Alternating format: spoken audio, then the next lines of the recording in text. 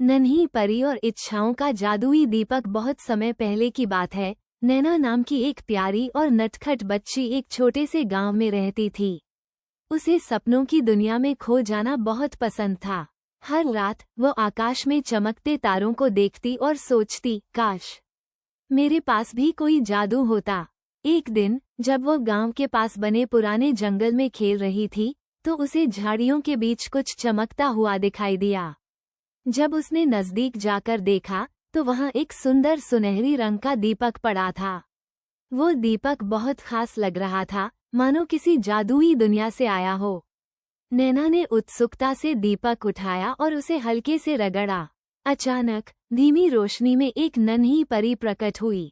उसकी पंखुड़ियों जैसी हल्की गुलाबी पोशाक थी और उसके हाथ में एक चमकती हुई छड़ी थी। धन्यवाद नैना, तुमने मुझे आजाद किया, परी ने मुस्कुराते हुए कहा।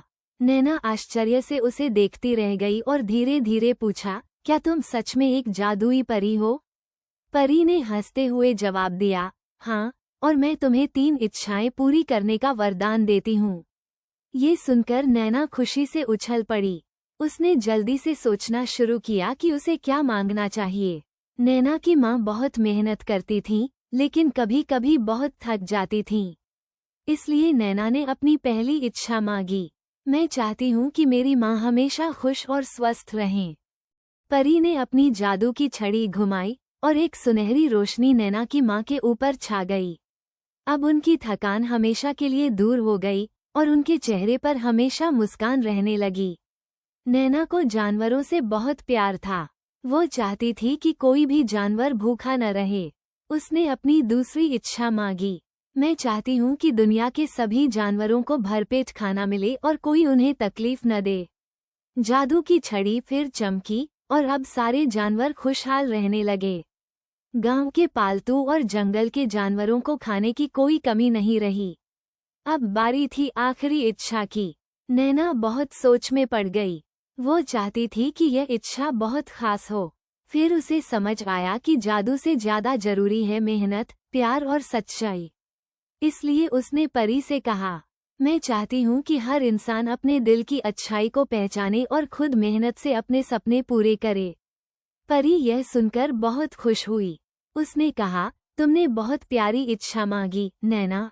यही असली जादू है, मेहनत, प्यार और दूसरों की भलाई का जादू। खुशियों की दुनिया। तीनों इच्छाएं पूरी होने के बाद परी ने नैना को आशीर्वाद दिया और कहा, अब मेरी दुनिया बुला रही है, लेकिन याद रखना, असली जादू तुम्हारे दिल में है। नैना मुस्कुराई और परी को जाते हुए देखती रही। उस दिन से वो हमेशा दूसरों की मदद करने लगी और अपने सपनों को खुद पूरा करने में विश्वास करने लगी। और हाँ, वो दीपक अब भी उसके पास था, याद दिलाने के लिए कि असली जादू किसी चमत्कार में नहीं, बल्कि हमारे खुद के अच्छे कामों में होता है। अगर आपको ये प्यारी कहानी पसंद आई तो हमारे चैनल को लाइक और सब्सक्राइब करना न भूलें। ऐसी ही मज़ेदार और सीख देने वाली कहानियाँ सुनने के लिए हमारे साथ बने रहें।